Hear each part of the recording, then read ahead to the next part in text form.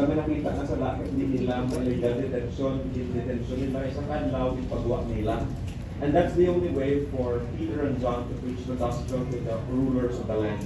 This is very important that as pastors, we don't just preach the gospel to our fellow Christians. We have to preach the gospel to even the people in governance, because the politicians needs to hear the gospel. Amen. Do you believe that?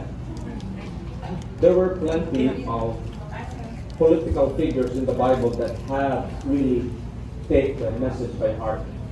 There were like Matthew, in which Matthew is a tax collector. He was the enemy of the state. Yaman. Ngayon sa isang Pilipino, ginataksan niya ng Pilipino para ihatag to yan sa Roma. Doon yung nakabuk sa ilan. That's why tax collectors are hated. Matthew is a disciple, right? Nagpagpusa ng ukod sa kay Jesus. So, hindi imposible nga ang tao ay magbago. Imagine niyo pala, kung ang ipanawag nila, yung lutang nila sa eksakto, mayuhan din ang katawan.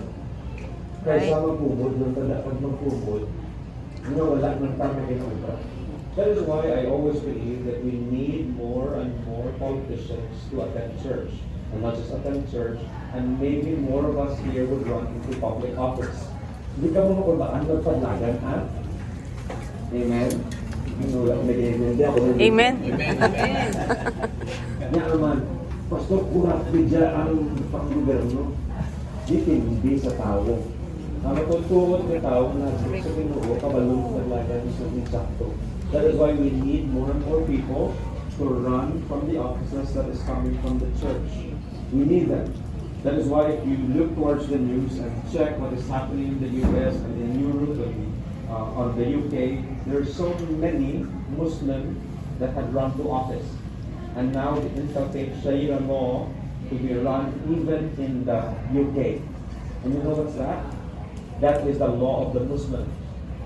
That they could treat anybody, they could lie for the sake, for the propagation of their religion.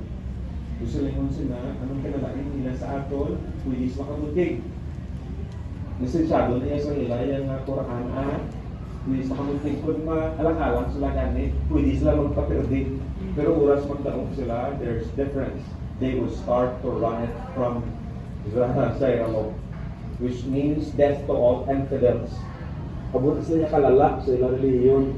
Kung sila, abot sila magpati, ganun tagin magtuon sa kurulungan sa Ginoo. Nga naman, hindi pa naman niya aglaw, sadya lang kalipay-lipay lang ang Christian life. Right. Mag-abot sa linog, mabalaan mo git kung sino na ang luwas, kung sino pa ang kinangan luwasog. Yung takto kaya na.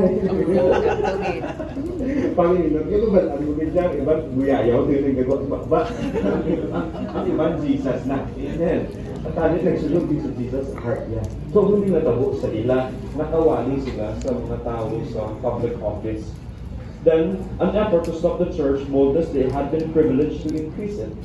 The very problem that's supposed to limit them had become their opportunity. So they used the opportunity to even propagate the gospel. And in order to effort to halt the number of conversion, they had multiplied it. So kung may problema ang simbahan, ganamit pagit sila. That is why there is a belief system in the church that Lord, remove problem from the church. If you are part of the body of Christ, problems is unprecedented. It would come. Maabot din niya ang problema.